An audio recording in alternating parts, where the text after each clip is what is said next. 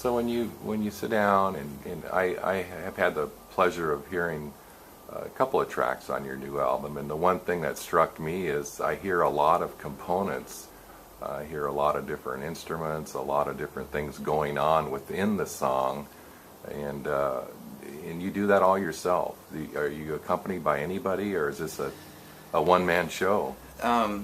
On this, the majority is a one-man show. There's some tracks that I had my friend and old drummer, we don't really work together right now, Kevin Van Walk, where I'm building all of the bed tracks.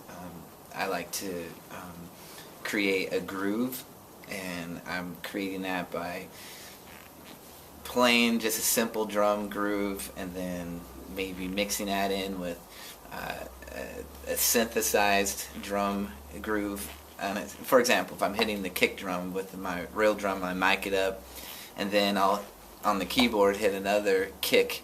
I'll combine those things together to create the tone and the sound, and make my groove, build a bass line on it, play the pads, and build the bed, basically. I call it the hallowed ground. And once that's there, then we start building and constructing the melodies on top of it. And then on about 3 or 4 tracks, I brought him back in to play percussive type drums all over that groove to give it movement and variation, so it has this very organic feel mixed in with a modern. One thing that strikes me is, I've had the pleasure of seeing you perform live, and I've had the pleasure of seeing you work and develop things in your studio. But in today's world, where there's so much involved in production of an album and the releasing, and most of it's driven by large corporations and profits, I get the feeling that, and I see here in your retreat out here, that you're really kind of doing this, I don't want to offend you, but kind of on a primitive level. It seems like you're getting a lot out of, kind of a meager tools that you're working with. So I guess my question is to you, is that something that you feel, what's the future for guys like you that are out there on your own, producing these things on your own? Where is that going? Where is the future there?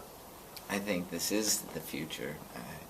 I think it's getting more and more at ease for people to create music from their iPhones and iPads, to having software online on multimedia sites to take songs that that maybe somebody else did and take components and mix them all together to create music in general. And that ease of access to the ability to create something for yourself, I kind of think that's where it's going. And there's going to be a really raw,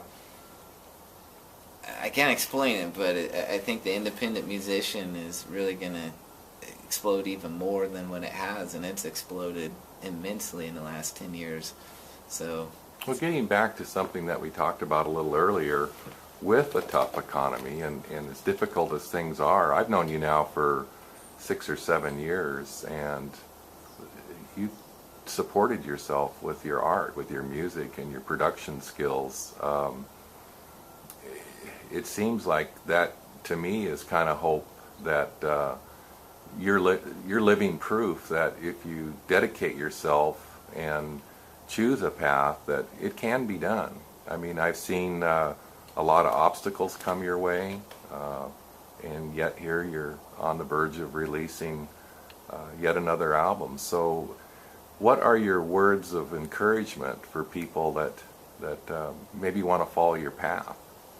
Well, to rob a quote from Dave Matthews, if you want to make a lot of money, go be a lawyer or a doctor, don't be a musician.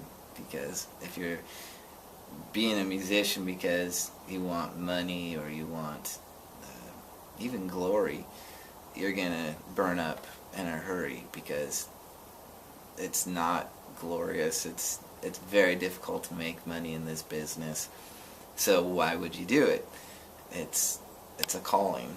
It's something that you know that you're meant to do, and I think we're wired a little bit differently, and that I kind of view us as the modern day doctors.